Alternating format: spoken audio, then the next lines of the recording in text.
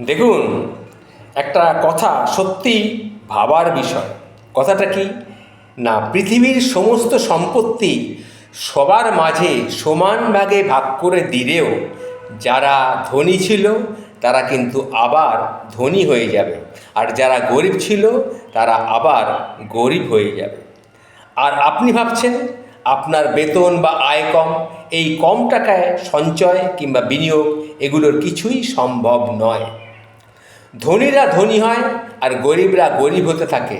তাদের কেন না, তাদের আত্মবিশ্বাস, নিজের ওপর নিজের নিয়ন্ত্রণ এবং কর্মপদ্ধতির কারণে।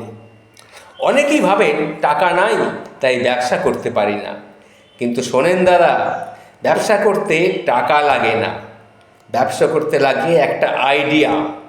আপনার ব্যবসা নাই, আপনার হাতে যদি টাকা চলে আসে আপনি তখন অলস হয়ে যাবেন, তৃপ্তির ঢেকুর তুলবেন, তখনই আপনি আর কিচ্ছু করতে পারবেন না। এটা আমি আমার অভিজ্ঞতা থেকে বলতে পারি।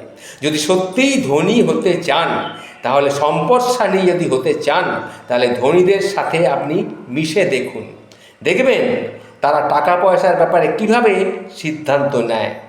এটা একটা শিক্ষা যা কেউ কেউ কেউ এমনিতেই পেয়ে যায়, আবার কারো কারো অর্জন করতে হয়।